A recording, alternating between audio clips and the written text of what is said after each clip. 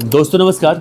उत्तराखंड के हल्द्वानी जिले के रहने वाले मशहूर यूट्यूबर सौरभ जोशी को अब हरियाणा के रटौली का रहने वाला कुख्यात गैंगस्टर हिमांशु भाऊ, जो इस वक्त तो पुर्तगाल में बैठा है, लेकिन अब सौरभ जोशी को वो जान से मारने की धमकी दे रहा है। सौरभ जोशी को जान से मारने की धमकी मिलने के बाद इस पूरे मामले में पुलिस में शिकायत की गई है।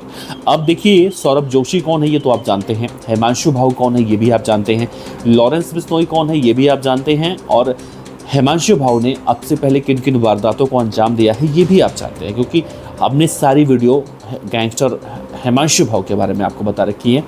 लेकिन अब बड़ा सवाल है कि आखिर हिमांशु भाऊ सौरभ जोशी को क्यों धमकी दे रहा है और उनसे 5 करोड़ रुपए की रंगदारी क्यों मांग रहा है, और इससे पहले सौरभ जोशी को जान से मारने की धमकियां किन किन बदमाशों से मिल चुकी है। सारी बातें विस्तार से समझने की कोशिश करेंगे, इस वीडियो के अंत तक बने रहिएगा।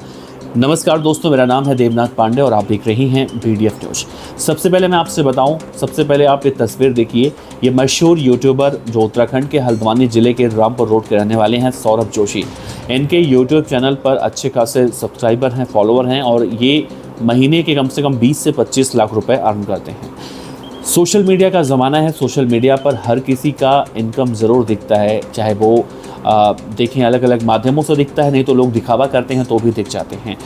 सौरभ जोशी के बारे में कहा जाता है कि इनके पिता सबसे पहले जब लॉकडाउन से पहले, जब देश में कोरोना नामक संक्रमण आया था, तो उससे पहले वो छोटा मोटा काम करते थे और किसी तरह से अपने घर परिवार को चलाते थे। हर कोई करता है, हम भी करते हैं, आप भी करते हैं, और हमारे आसपास के सभी लोग करते हैं, इसमें कोई बुराई नहीं। लेकिन लॉकडाउन के बाद सौरभ जोशी की किस्मत खुली और उनका ब्लॉग जो चैनल था सौरभ जोशी ब्लॉग, वो चलने लगा और धीरे धीरे करते करते उन्होंने छप्पर फाड़ के पैसे कमाए।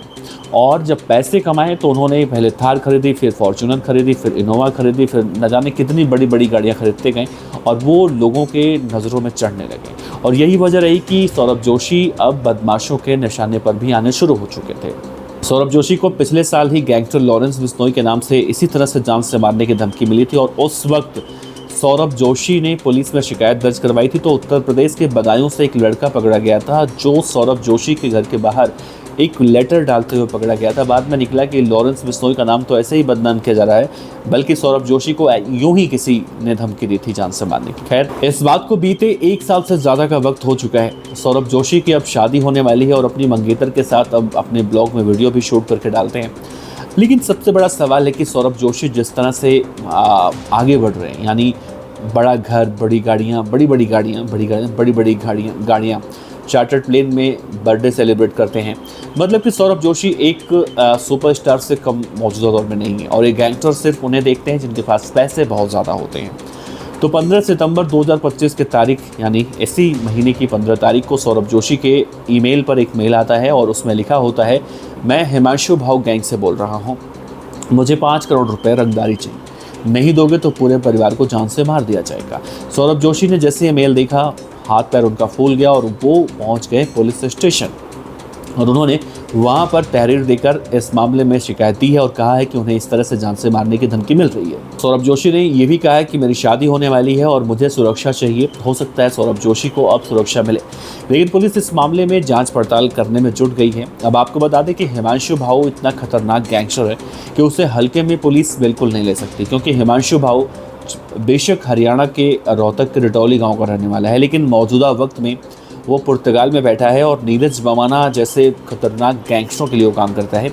और इससे पहले हमने देखा था दिल्ली के रजौरी गार्डन में बर्गर किंग में जब गोलीकांड हुआ था, 36 से 40 गोलियां वहां पर मारकर एक बदमाश की हत्या की गई थी। उस वक्त हिमांशु भाऊ ने सोशल मीडिया पर जिम्मेदारी ली थी और दिल्ली के अलग अलग इलाकों में, चाहे वो रजौरी गार्डन हो, तिलक नगर हो, या फिर अलग अलग और इलाके हों, जहाँ पर हिमांशु भाऊ गैंग ने गोलियां बरसाकर अपने नाम की दहशत फैलाई थी।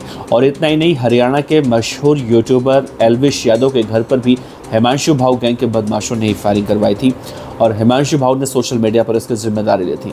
तो हो सकता है कि इस मामले में भी सौरभ जोशी ने ये सब देखते हुए कहीं ना कहीं पुलिस में शिकायत दर्ज कराई हो, और हो सकता है कि पिछली बार तो लॉरेंस बिश्नोई के नाम पर किसी ने इसी तरह से मजाक किया था, इस बार पुलिस बिल्कुल हल्के में नहीं लेना चाह रही है कि हो सकता है कि हिमांशु भाऊ ही इस पूरे मामले में हो।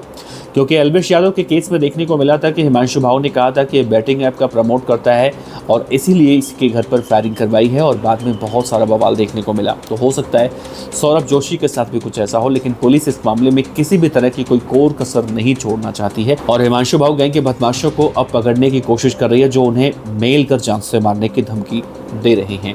वैसे दोस्तों, आपको क्या लगता है, क्या सौरभ जोशी को वाकई में हिमांशु भाऊ गैंग ने जान से मारने की धमकी दी है रंगदारी के लिए, या फिर पिछली बार की तरह जैसे लॉरेंस बिश्नोई के नाम पर धमकी मिली थी और उन्हें उत्तर प्रदेश के बदायूं जिले से उस आरोपी को पकड़ा गया था? तो क्या इस बार भी कुछ ऐसा ही है इस केस में?